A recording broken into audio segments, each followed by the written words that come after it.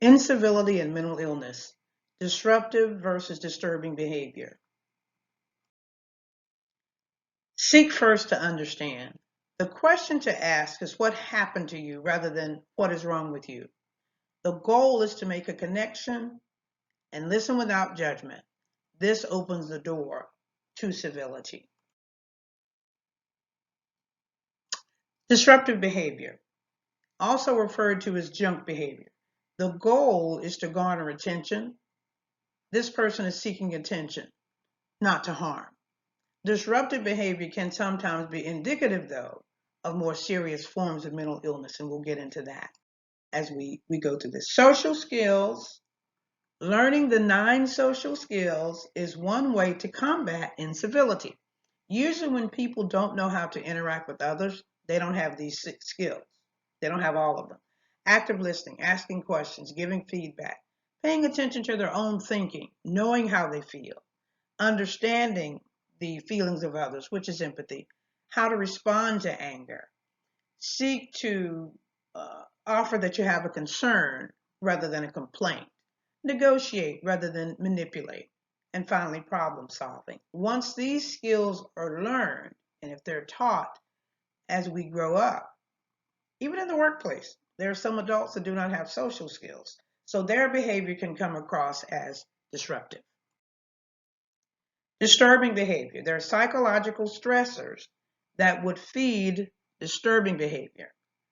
Mental illness, anxiety being one. Anxiety can produce panic attacks, racing thoughts. The person reports having rapid or pressured speech. You notice when you talk to them, they're talking so quickly, so fast because they have a 6-lane highway going on in their head. They can't keep up with the thoughts. They become irritable and easily annoyed. Depression, there are different types. Bipolar 1 and 2 is common. A person who's depressed can become homicidal. They want to take someone else out. They want to take their life. That is certainly disturbing behavior. They want to harm themselves by cutting or burning, hanging. They have suicide ideation. When a person is emotionally dysregulated, they have mood swings, crying spells, anger outbursts. A schizophrenic may depict paranoia. Someone's following me, listening in on my phone. Don't you hear it in the television? Those people are talking to me. They hallucinate. They see things that others do not, other than spiritual. They're delusional. Persons with PTSD, exaggerated startle responses. They're jumpy. They're hypervigilant. They walk into a room, they know every exit because they're fearful of being trapped. That's one type. Nightmares, night terrors, insomnia. They don't sleep. They don't do well. All of these can contribute, and this is not an all-inclusive list, but all of these can contribute to disturbing behavior. What does disturbing behavior look like? School shootings, attacking persons on the street, robbing, gang banging, fighting, verbal altercations, setting things on fire, pyromania, and the list goes on. What fuels incivility? When you come across as not caring. When you come across as not caring, then you're going to produce an attention seeker. Some persons will do whatever they need to do to get your attention. If we come across as disrespectful, we have a tendency to breed retaliation or retaliatory responses. When we use an ugly tone with people, they will either shut down on us or rise up. Nonverbal cues, body language. When a person reads your body language and it comes across as negative, then that internal dialogue begins, and it's usually negative. It's all about interacting with others. We must be mindful. First and foremost, we must seek to understand. We do not judge. We must be empathetic. We must set a boundary. Now, helpful ways to avoid incivility, how to put out the fire, we must be positive. We must offer constructive things. We must be civil.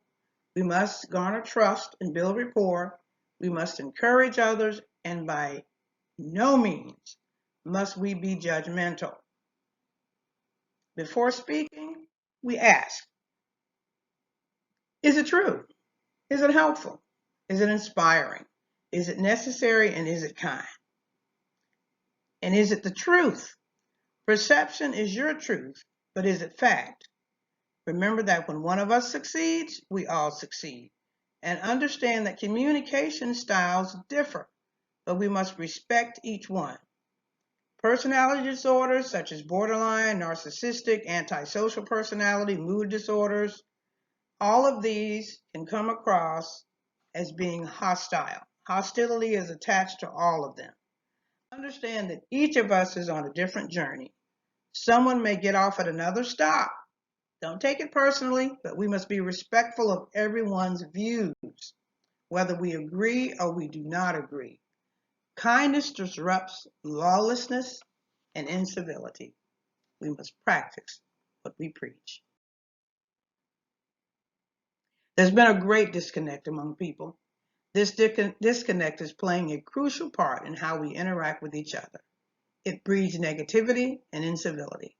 There is a difference between disruptive behavior, remember the junk behavior, and disturbing behavior. Know the difference and respond accordingly.